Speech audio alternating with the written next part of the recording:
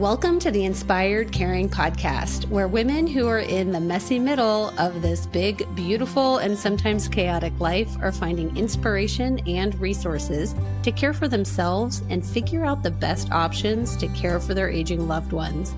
How we take care of ourselves today impacts how we are aging tomorrow. This podcast will help you feel seen, centered, and aligned. Everyone that relies on you is so lucky to have you in their life. The Inspired Caring podcast is your reminder that the number one person that counts on you is yourself.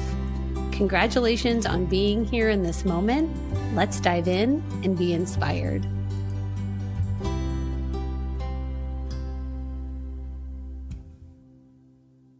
Today, I am so delighted to welcome Erin Thompson with Aspire for More with Erin to this podcast, Inspired Caring. Welcome, Erin.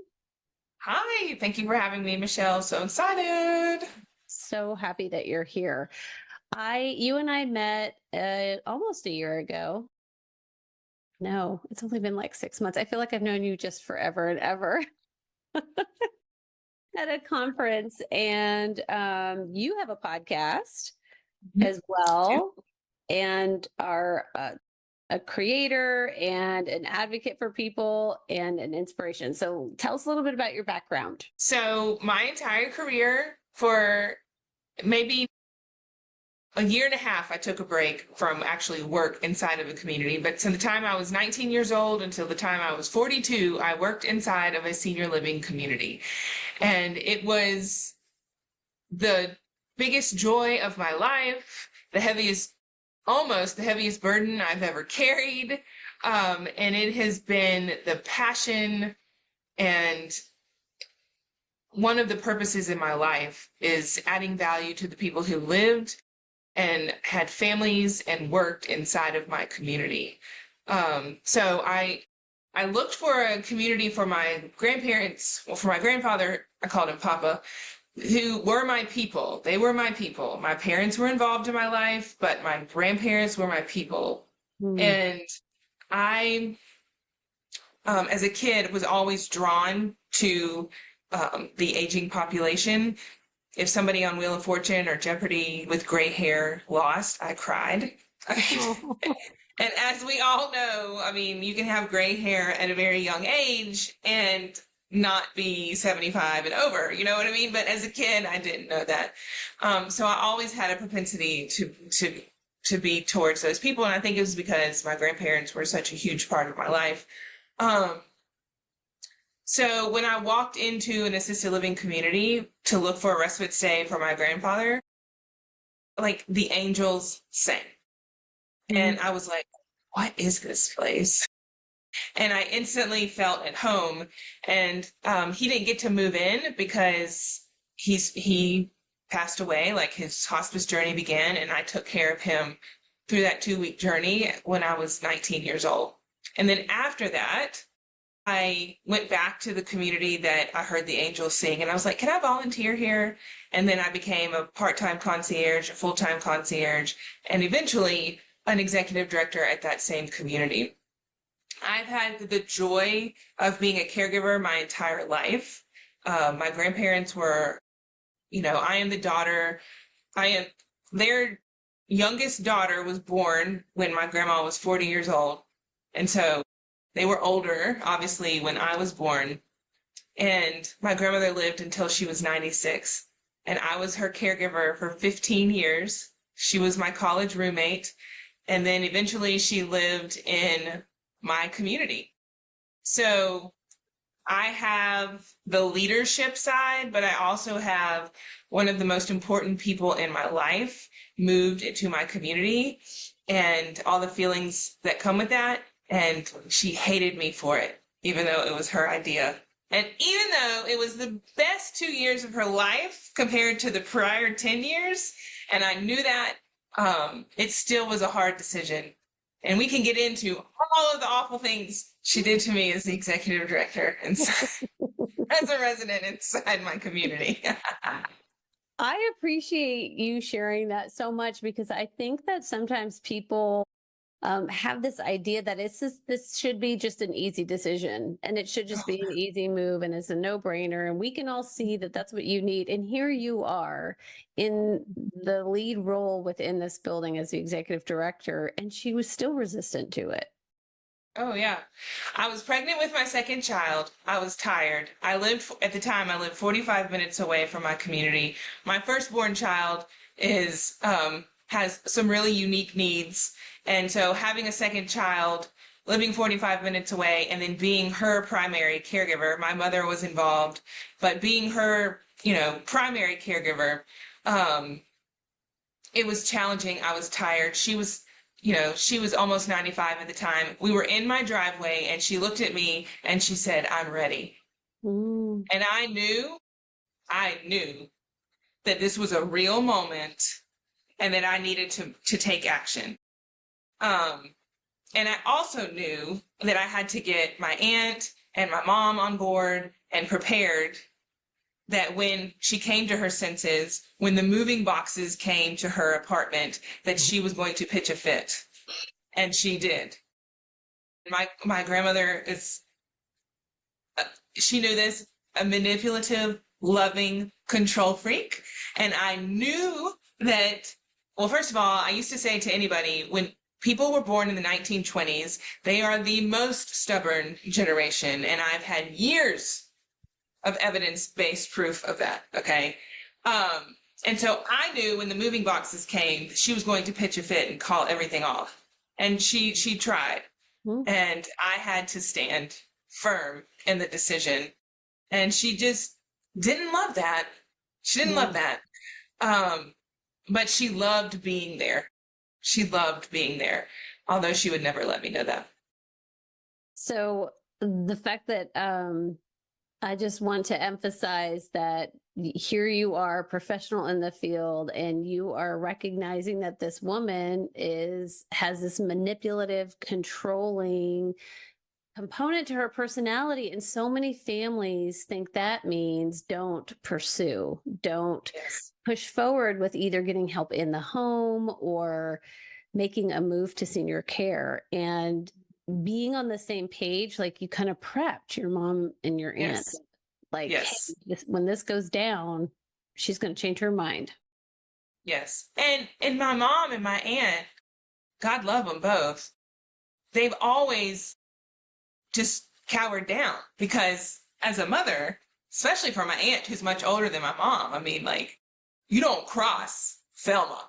You know what I mean? You're going to have major consequences. And so there's a lot of baggage there. And so both of them has always just said, "Okay, Mom, whatever." But I knew differently. And my relationship with my grandmother was different.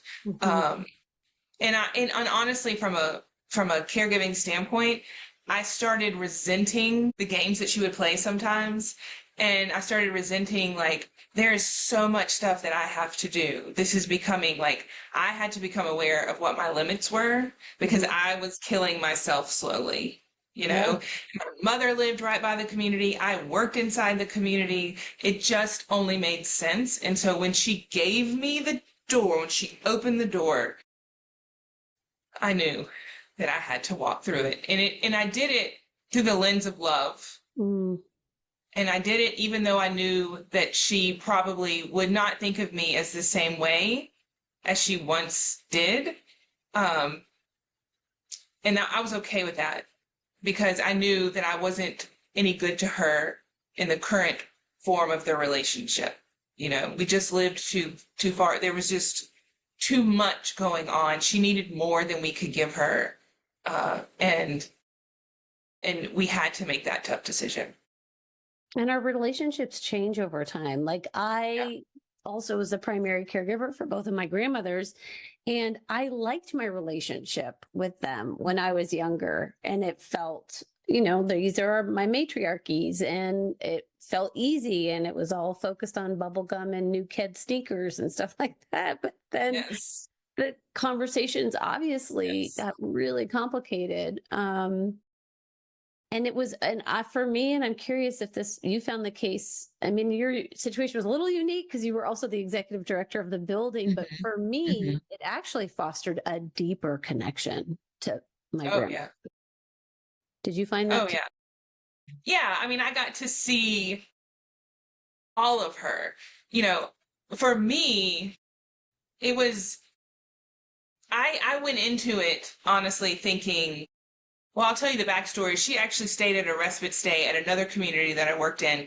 And I got to see the magic of really what senior living does to people. Because even in my own stubborn qualities, I thought, well, my grandmother's going to move in here and she's not going to be like the other residents. She's just going to stay in her room and she's just going to wait to get better and then she's going to move back to her apartment. And then one day I was walking past the activity room and there was my grandmother playing the rhythm sticks in the rhythm band.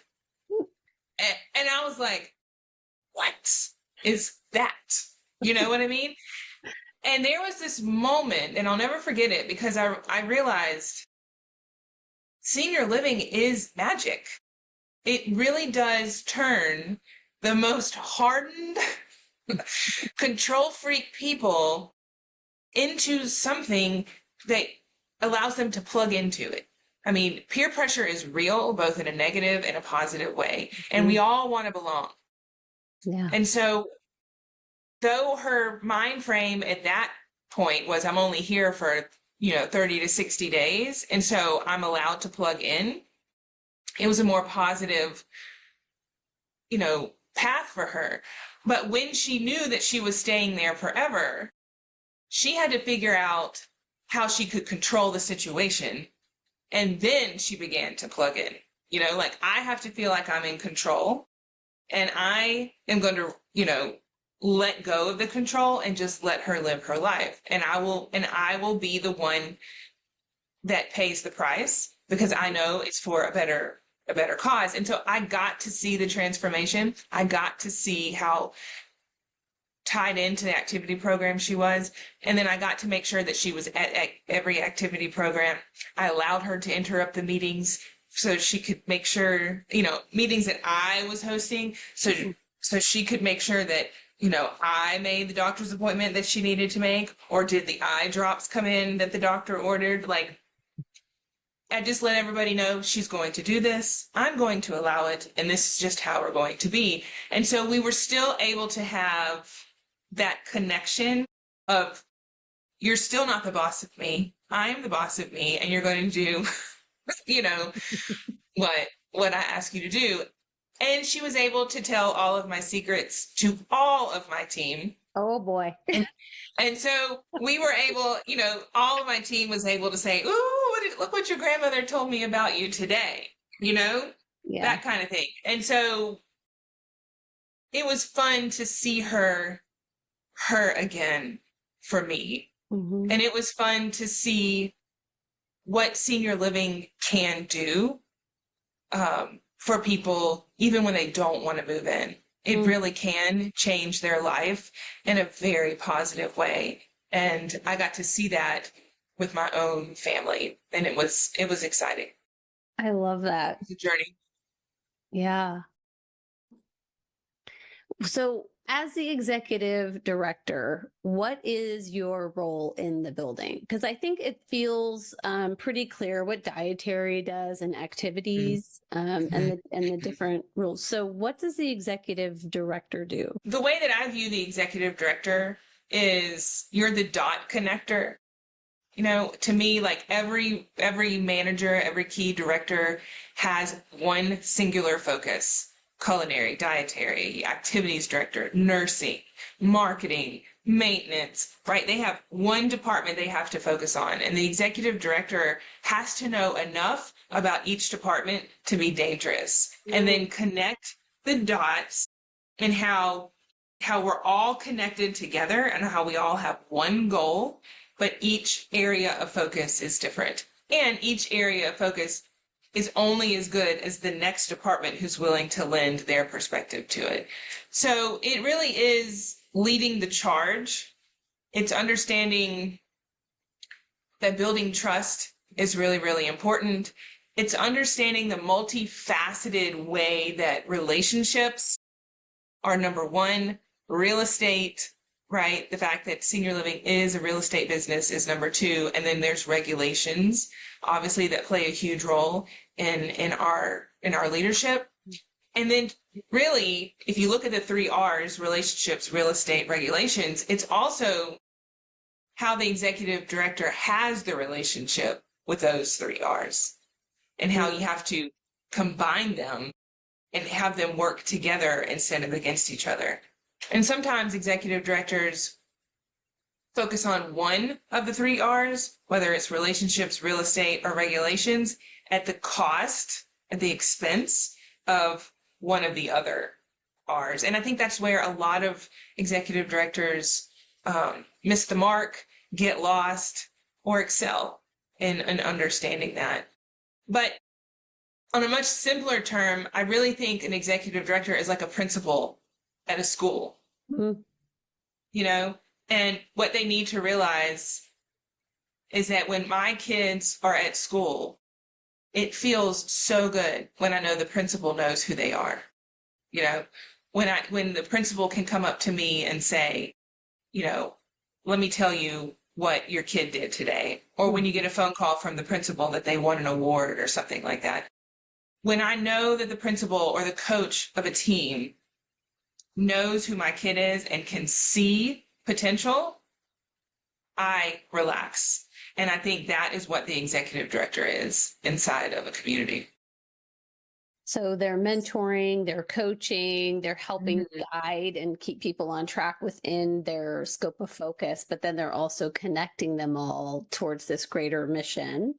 Yes. What is the greater mission within a senior living community in your estimation? You know, I used to say it's to change lives, right? And I don't think that is appropriate. Now I change it to adding value to the lives, because we're not here to change anything. We're here to add value to it, right? Changing a life, from my viewpoint, was, in my grandmother's instance, taking her from isolation from an apartment where she was sitting there watching a news channel the entire day, stewing on things that she can never control and waiting for someone to come see her or call her.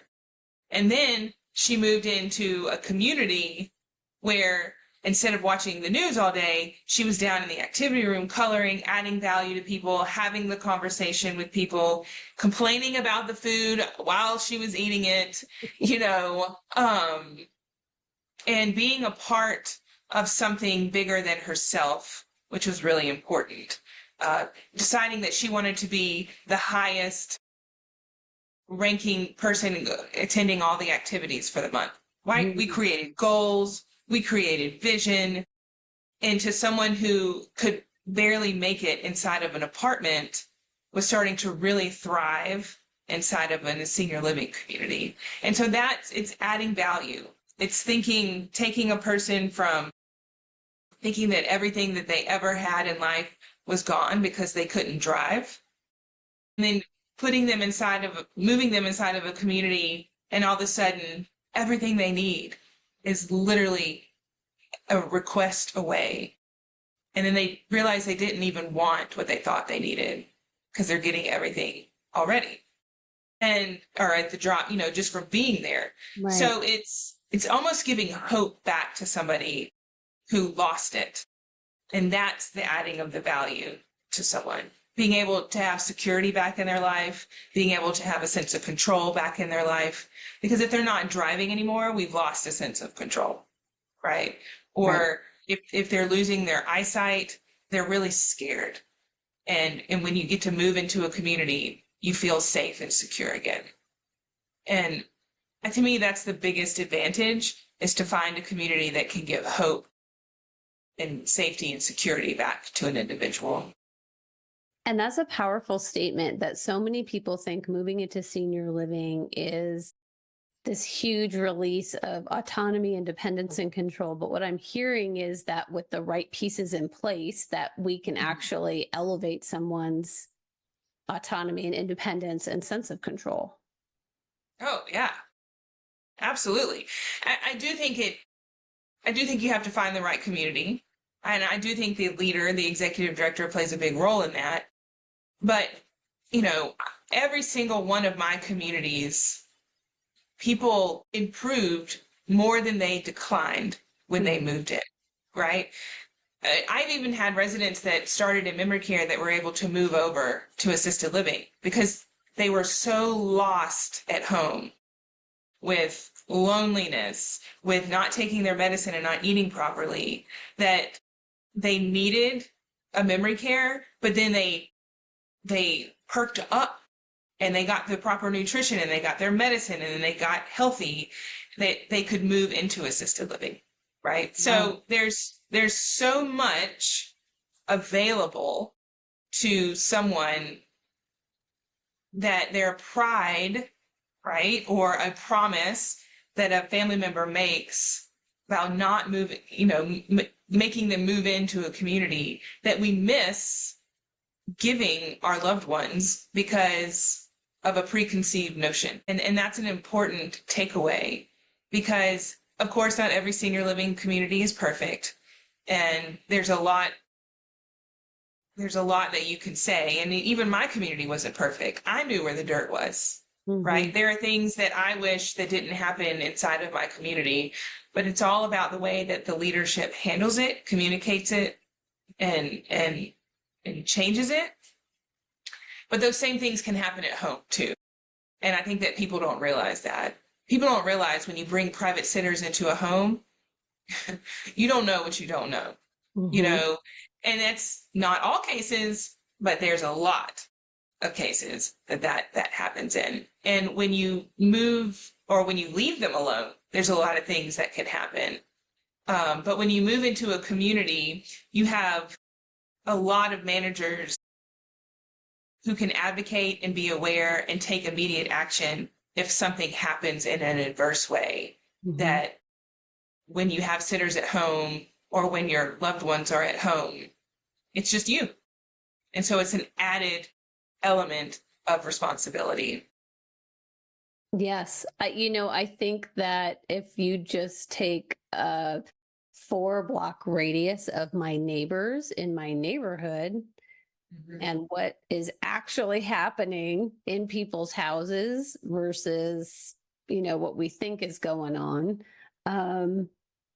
I don't know. I think that we hold senior living communities to this very interesting standard. And obviously, this is our most vulnerable population. And so they deserve, and there is an expectation of the highest quality of care and respect and dignity and how we're communicating and training. I mean, all of that for sure. And we also are a bunch of human beings. Yeah. Trying to take care of people. Yeah. Yeah. So with the relationships, obviously the relationships with the residents are so important within the team. What are your thoughts on the families? What kind of a role does the family? And this is a little bit of a selfish question, and I'm curious your thoughts. We've never actually had this conversation. What role do they play in the building, and how important are they? Oh, I think the families are a huge role. To me, there's 6 key stakeholders that every executive director needs to know, and that's the residents, their families, the associates, the corporate office, the state regulatories, and I believe vendors play a huge role inside a community as well. And to me, if I'm a new executive director, I have only started at communities that were struggling. I never started at a community that had proper processes in place and team members and high occupancy. So the only vantage point that I have is I'm walking into a mess and I have to fix it, right? And so I understand mess and I understand progress very, very well inside of a community. The first thing that I knew that I had to do was to get the families to trust me. I knew that. And why did I know that? Because if the families don't trust me, I'm never going to get any peace, if I'm frank, because everybody's coming at me, everybody's calling me, and they're never going to trust my directors. I knew as a leader, if the families trusted me, that trust would trickle down. I knew that. And it was one of my first priorities. I wanted them to know me. I wanted them to know my name. I wanted to promise them what I was going to do within reasonable expectations. And I was going to listen to them. And I had to learn through listening to real problems being communicated to me in a positive way, in a negative way, in an angry way, in a I expect you to do something about this way, how to find the patterns, how to talk to families in a way that was true, clear, and sometimes very assertive. Not in a bad way, but this is just what we can do, right? To me, every new executive director needs to understand the power of the family. Because if you have a 124 apartment community, on average, you have 250 family members on average that would want to talk to you every day. That's overwhelming. The thought of that is overwhelming. And when family members come in, and I want to make this point. So that's just 250 family members. If every resident, if you are a full community and every resident has 2 sponsors that want to talk to you, and then you have the number of associates that anytime could want to talk to you, and then you have the corporate office that at any point could want to talk to you. So I used to say, Erin, you have 500 people that could want to talk to you at any given time. At any given time, 500 people, because I knew there were some Catholic families in there that had some big old families, right? Yeah. So how do I manage my time to where I'm not overwhelmed all the time? And to me, that's trust and effective communication. And what family members, what I hope they take away from this is try to schedule a time to talk to them, to talk to the leaders, because you're not going to get the best version of your leader with an important conversation if you just catch them on the fly. If it's an important conversation, respect their time because you want them to give you your best. Now, sometimes that's not possible, right? And depending on the leader, you might have to catch them on the fly. But if you want to have a very thorough conversation where nothing else is on there running through their mind or there's not any immediate problems being solved, I believe calling and respecting their time and asking for an appointment is going to be when you're going to get the best version of that leader. The best. Because when people would stop me, I would have to literally say, okay, give me just a second. And I would have to clear everything out. And I could be in the middle of 1,000 different things to try to give them the best version of me. It is a process. We are overwhelmed with a lot of different things. And so respecting time is something that I think sets the family up for success in getting what they want from the leader. And that goes for the director of nursing too. That's so good. Okay, what else do families need to know? Do you have any other thin slice off the top of your head? Just, I'm the daughter. I come to visit my mom, 1 to 4 times a week. Some things have started to just pile up a little bit. I'm agitated. I have an appointment with you, but it's not until next week. Just as a family member, what else could I be doing or should I be doing? I think that you could send an email to the executive director, right? I think that alleviates your need of feeling like you haven't done what you need to do or that you have to wait. But you can say, I look forward to our designated time to chat. Here are some of the big concerns that I have. Here's some of the talking points that I want to discuss. Now, if I'm the executive director and I know I have this meeting and I have this email, I'm going to be prepared. I'm going to be prepared for that meeting because I want to give, again, my best face forward for that. And so it's not a test, right? But it is something that will let you see the quality of their leadership and their communication. And hopefully you get an email response back from them saying, I can't wait. I'm going to do some digging into this situation, right? There are family members that have contacted me to work through some difficulties through different administrators at different communities. And my biggest advice to them is to give the administrator an opportunity. Tell them what's wrong. Tell them, what you want them to work on and why, and in as even tone as you can, and then give them an opportunity to impress you, to solve those problems and communicate back with you. If they don't do that, then proceed, how you feel necessary, whether that's moving, talking to them again, going up to higher to a regional director role, but allow them the opportunity to hear from you. And to me, the measure of how they respond is really, really important, and how that makes you feel. To me, the signs of a good community with a good leader is through the sales process. Is that leader visible to you? You need to ask to talk to the administrator, the executive director, and you need to ask them, how is your communication? How do you handle family conversations? Tell me how you lead your team. And to me, I think a great way is, what's the support that you get as an executive director of this community? And that's an interesting question, because most people will be shocked if you ask that question, and the response that you will get will be interesting. The stress level of every key director inside of a community is really high. It's really, really high.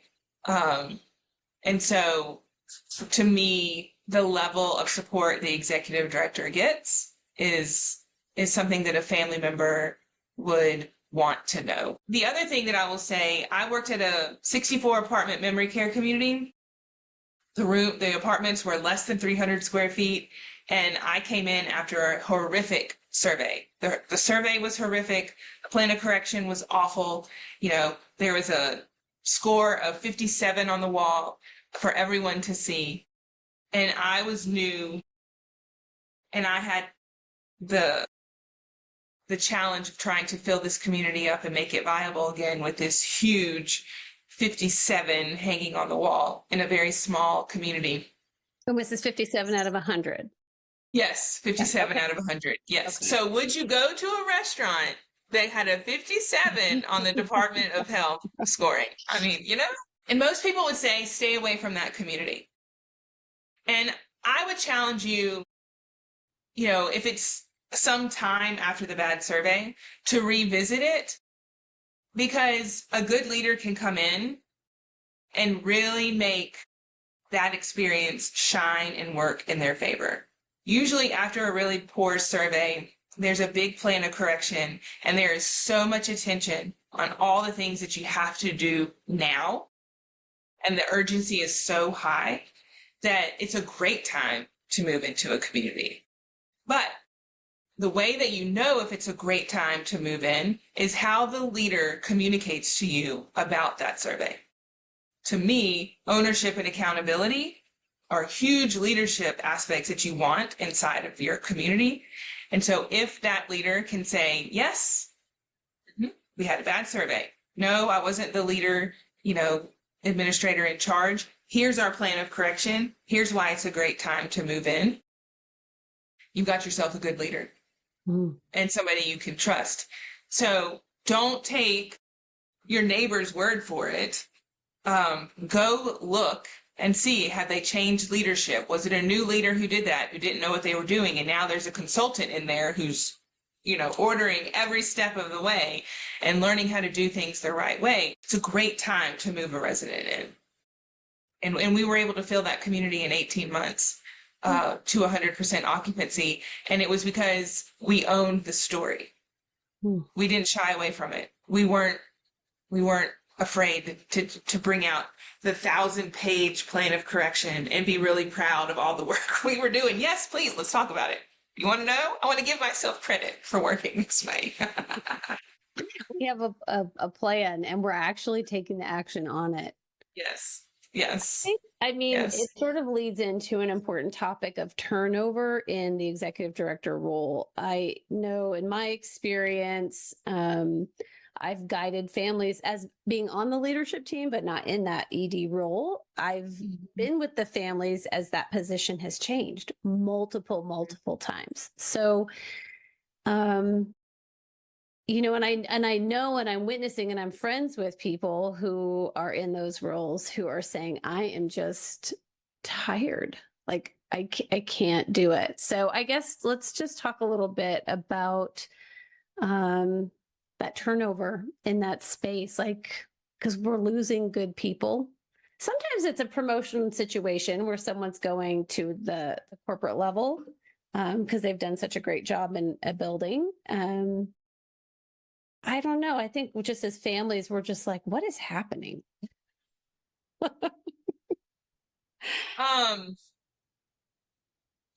That's a really tough question because there's so many answers to that question, honestly.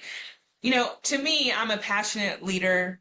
I would still be in a community today. I wouldn't be what I was doing today had I really understood me and gotten the support that I needed for me personally. Like, professional Erin and personal Erin had this huge gap. And so there was a lot of tension within me and a lot of putting my worth in outcomes.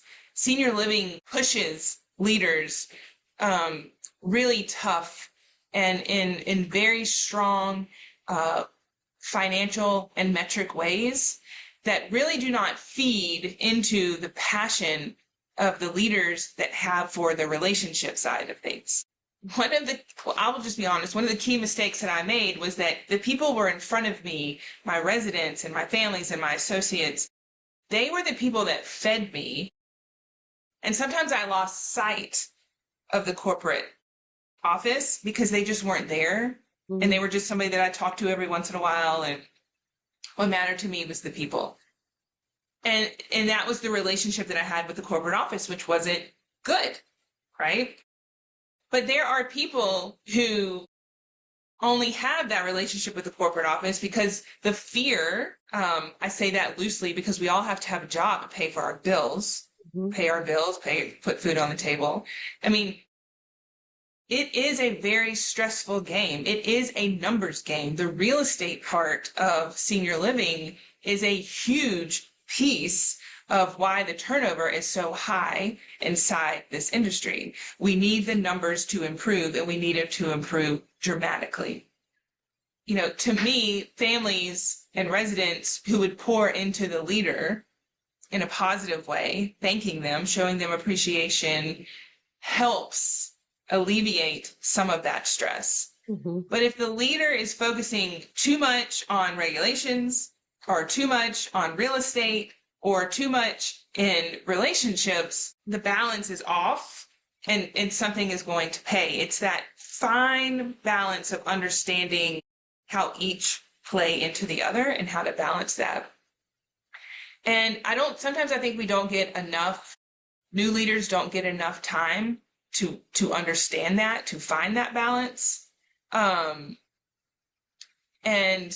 some people don't want the pressure because the pressure is extremely high.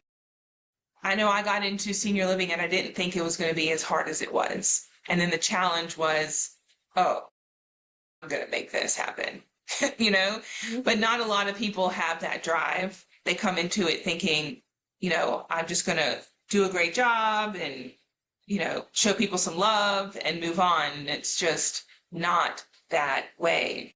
So I think turnover is a red flag in some sense for people to look at. Is it a company thing versus a person thing? And there's a lot of dynamics. I don't think that the industry does a great job of really communicating. I call it an emotional tornado because you have the care team, you have your hourly, your frontline associates who, are hard to manage and lead at times. You have your key directors who are working in a 24-hour, 7-day-a-week, 365-day job. And you have your corporate office who will tell you that are relationship driven, and some are, but really it's a real estate game that is very, very important. And so And then you have the families and the residents who only care about the relationship side of it and look at me, pay attention to me, know me. And all of them are very important. And if you don't lead it right, work from a proactive standpoint, you're going to have all of that coming at you, and it's really hard to manage. It is really hard to not absorb all the negative energy and to carry it with you all the time. So that's the truth of the turnover. And if the more that we can educate our leaders on understanding the emotional, the psychology game that we're playing inside senior living, that is real. It is real, and we have to be aware of it and know how to embrace it rather than ignore it. I think that we can do better for our leaders. And that's kind of what my mission is, because I knew how to balance it well, but I didn't know how to not absorb it. Mm. I could balance it. I knew it. I could run it with my eyes closed, but I did not know how to not absorb it. And so I carried it with me. And that was my problem. That was my problem. And there's a lot of people out there like me. I just didn't have the skills to not assign, my worth to someone's reaction. And over a course of 20 years, you carry all that negative stuff because that's just as human nature, what we look at. We forget about the positive stuff unless our backs are to a corner, and then we're like, oh, look what I did. No, you know what I mean? And you can only carry that for so long before it breaks you, and I think that is another huge part of it. It's a huge part. We've talked a lot about head and heart leadership, and it feels like so many people who have stepped into that executive director role have this really wide skill set and huge hearts. And it's like they want to make everybody happy. And there's only so many hours in a day. And there's only so much one person can do at the end of the day. Yeah, I've kind of come up with this motto for leadership now. I think that really does include the head and the heart components. And it is something, it's a trap that we all fall into. I still fall into it if I'm not careful. But it's good for families to understand this. Leaders are here to serve and love. We're not here to please. Mm. And real passionate, heart-driven leaders like me and other people fall into the pleasing trap. Because I feel like if I can please you, you will be happy.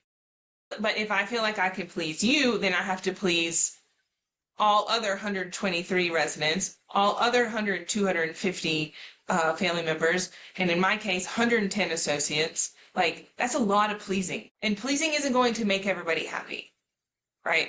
But if I can commit to loving and serving you and communicating with you our boundaries, understanding why I can't do things, being firm, working from a proactive standpoint instead of a reactive standpoint, which most senior living, the industry-wide, works from a reactive standpoint. That's kind of what healthcare is in general. And senior living just kind of embodies that. But if we can work from a proactive standpoint, then I'm loving you and I'm serving you when I tell you that we can't meet the needs of your loved one anymore, or when there's a higher level of care. I cannot please you to keep somebody unsafe in an unsafe environment, right? I mean, it's just the way that the leader has to communicate it. And I think that's because most leaders who burn out are overextending. Most leaders who crash and burn in a very negative way are overextending because we're trying to please. And we think we can get the next move in, or we can save the move out, or we can save the associate by pleasing them. But then somebody else is going to see that and they're going to want the same thing. And we just cannot do everything for everyone. But we can promise to serve you and promise to love you within the boundaries our regulations or our policies and procedures have, or in the capacity that we have, you know? And I think that that's how we keep the head and the heart together. I'm not going to please you, but I can love and serve you. And that's what we do. Because we've established there's up to 500 people at any given time with very different thought processes or very different approaches to things. So that just is a really great foundation for all associates within the building. Yes. And if we can bring the families back to that as well, because there's an element of reality there too. Yes. That has to be addressed. I think one of the biggest blocks or things that I feel like makes people cringe is the cost associated with senior living and senior care. I mean, if we could just have like not a 30,000 foot view, if you could bring us down to like 10,000 feet and help us understand, like, why does it cost so much to live in a building? I mean, you've already mentioned the real estate component, but you have such a better sense of the numbers. Like, I can't imagine what the electric bill is for the building, or, I mean, we used to have to replace silverware once a month. Yes. It would like disappear. We're spending hundreds of dollars every. Erin is laughing if you're not watching the video. Like, just give us help us understand about the cost. Yes. Well, she ain't lying about the silverware and the plates. And it's hard to go raid all the residents' rooms that take all the silverware and the plates. Look, I had a resident in assisted living that when I had water with fruit in it, would take the top of the canister, the decorative canister, and take the fruit out. You know what I mean? Like, along with all the salt and pepper shakers that she would take to her room. And then we'd have to pour that. And then we had to stop putting fruit in the water because residents would take it out and eat it. We're talking about, like, anyway, whatever it was, she wanted it and she took it.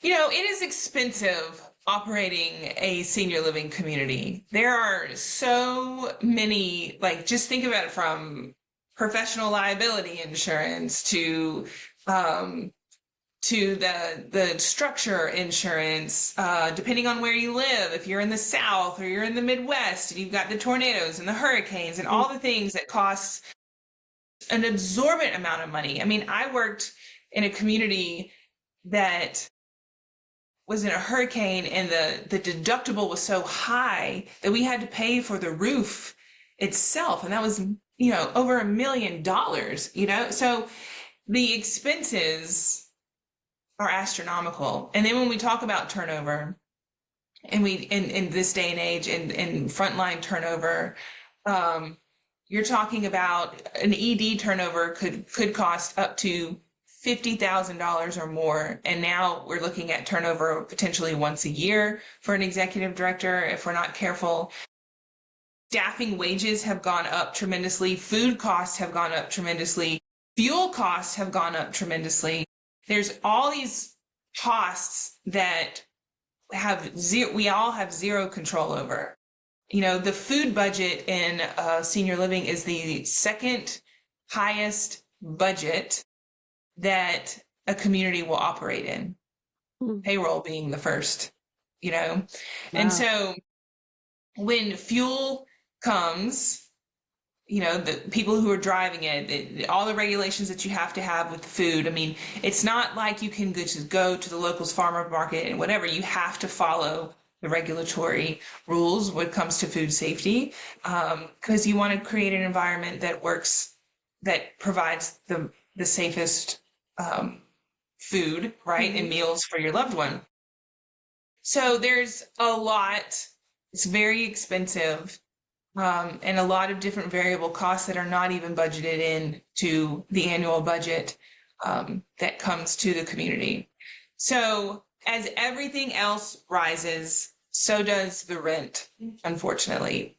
And when you can look at communities all across the spectrum, the lower cost communities and then the higher end communities. And what you will see is that really the activities program takes a big hit when you're at a lower, monthly cost community versus a higher end community. It's those types of things that I believe make a difference in a resident's lives. Not that a smaller community is not going to provide you with socialization and activities and entertainment. It's not all about the chandelier, right? It's about what the community can afford. Who can they afford to pay? And when you want great services, it takes great people, and great people want to get paid for their talents. And so that's just another aspect of cost of living and cost of doing business inside of senior living. And really, now being a business owner myself, and I'm sure you can attest to this, Michele, like, it costs a lot of money to be a business. Everything is so expensive, much more expensive. I mean, just think about the insurance on the car, the insurance on the bus, the person to drive the bus, the physicals that have to be, and the background checks that have to come when you hire people. Everything has a cost, and it is super expensive. And you want a company that will provide support for your team, for the team running the community, and that costs money as well. It didn't occur to me to think about the insurance and the cost to have to hire and train people. And we want to invest in the teams, and we want to invest in the property and what's available for the residents. I mean, food and activities, this is their life. This is someone's life. Right. So, yeah, it just helps clear it up a little bit for me. So thank you. I put you in the hot seat. Erin didn't know I was going to ask. I didn't know we were asking any of these questions. So that was a good one. So let's shift gears a little bit and talk a little bit about Aspire for More with Erin and the ED Launch Lab. So let's talk a little bit about how you're supporting leadership teams right now. After I left the community, it was a really dark time for me. I mean, really dark. You know how we just enter those moments in our life that are catalysts for change. The only identity I ever had was working inside a senior living community. Yes, I'm a mother. But there's just something about the title of working in an executive director community. Like, I found so much worth and love inside of a community, and to not have that anymore, it really took me some time. It's like a professional athlete that doesn't play their sport anymore. I was literally lost. And I had a lot to say, honestly, and I didn't have an opportunity to grow for many different reasons. But the main one is I wasn't who I needed to be at the potential that I wanted. I had to fix this nagging personal side of Erin, the negative stories that I told myself, all the unworthiness and shame for whatever reason in life. I just, all that negative stuff I absorbed just turned into a not so friendly inner voice that I had to control first and get under control. But I knew that I had something to offer people. And I found podcasting. And I thought, can anybody podcast? And so I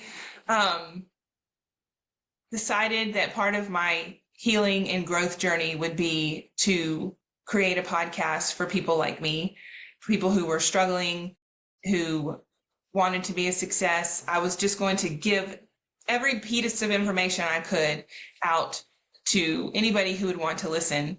And honestly, I started with a family podcast first, like this one. It's called I Have Fallen and Need Some Help. My grandmother's on the picture of it.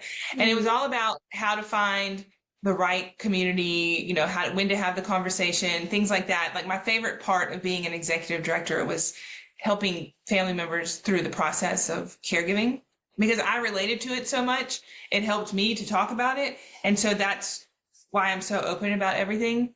And then I had a business coach who told me I should be a leadership and confidence coach for senior living leaders. And I laughed out loud because I'm like, senior living didn't want me. Like I didn't have the opportunity to grow. I did all these wonderful things and it wasn't enough and blah, blah, blah, blah. But she kept pushing me. And so finally I just started the Aspire for More with Erin podcast. And it just kind of took on its own journey. And I started writing stuff on LinkedIn just as out of a confidence booster for me. And I started finding people who were just like me, and like just the community started growing and I started helping, and then I started speaking, and now I created a course to teach people about the relationship side of senior living. There's a lot of people who talk to you about the real estate side. There's a lot of people who talk to you about the regulation side, but I want to teach you how to create more freedom. I want to teach you how to build trust with your families, and I want to teach you how to lead with presence, communication, and stuff like that in appropriate meetings, and how to use those meetings to add influence and value to other people. And so I did that, and I coach executive directors who want to invest in themselves and companies who want to invest in their leaders. And I started a small group cohort for new leaders who take the course, who want a little bit of implementation support with the course, and then be able to take that with them for the rest of their career. So that's what I do. I teach the things that the big companies don't have time to teach, that actually make the difference in the lives of the residents, the associates, the families, and the leaders themselves. So that's what I do. That's amazing, because to become an executive director, there's a course that you take. Mm-hmm. This is like the meat that nobody teaches you. Correct. But that you have lived and have all of this experience with, and then are now sharing with people, because we want people to stay in their buildings. Yes. Yeah. And they will, if they realize how to work smarter, not harder, how to connect the dots, how to use a meeting to prepare for 1,000 different things, how to use a meeting to get the different perspectives of each department for a family meeting that's coming up. You don't have to have 8 meetings. You can actually use one meeting and say, I have a family member conversation. Can you give me perspective from the maintenance perspective, from the nursing perspective, all the things. Like there are so many things that we can do that will set you up for success outside of that meeting, that people just don't think about it that way, because the one thing that this profession has a hard time with is time. Mm. We just don't have enough of it. We're not using it appropriately. We're wasting it because we're overwhelmed. But if you can start working intentionally and proactively, you actually can create a little freedom, build a little trust, and work smarter, longer inside of your community. If you can figure out what works for you, if you look for it. So my hope and intention with this episode today with Erin for families, for you listener, is that you have a greater sense of what's happening with that person who is running the building that your loved one is living in. I'm a big believer in, I guess it's an empathy bridge, really. So that, because we get very singularly focused as family members, we just want to solve a problem now. And there's just a lot happening within that role.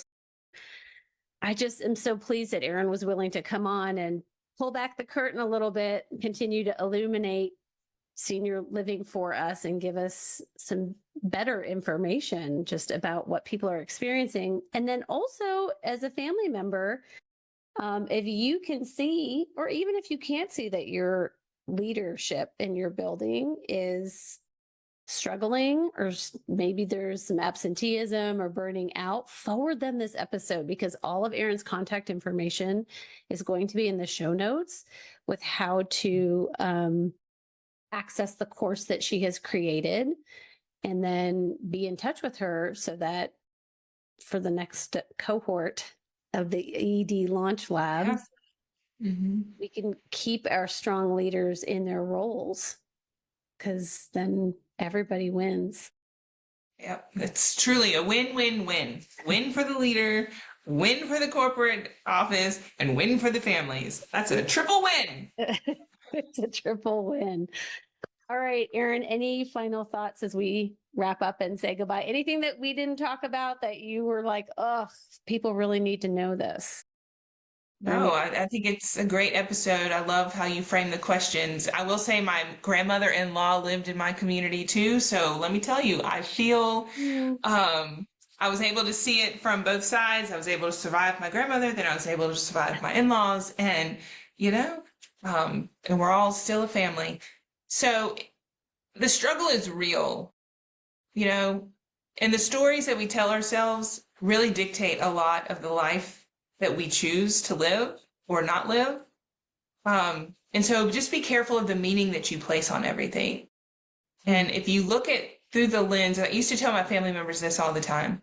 And I can say this because I'm a mother of a special needs child. And so I am a professional caregiver. I will be a caregiver, for the rest of my life.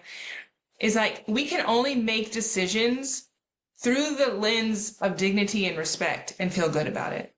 I have to make decisions all the time that break my mama's heart. I have to make decisions for my grandmother that I explained, but I can only do the best that I can do. And I have to be okay with that. I can't guilt my way, should my way to all the things to please people, because I'm going to end up right back where I was. But if I make the best decision through the lens of dignity and respect, and with the information that I have today, and I continue to be an advocate and look for what's best for my loved one, then I should have no guilt. Even though I feel it, I can make it go away because I did the best that I could. And that truly is all that we can do. It's all that we can do. That's beautiful. Thanks for being here, Erin. You're welcome. My pleasure.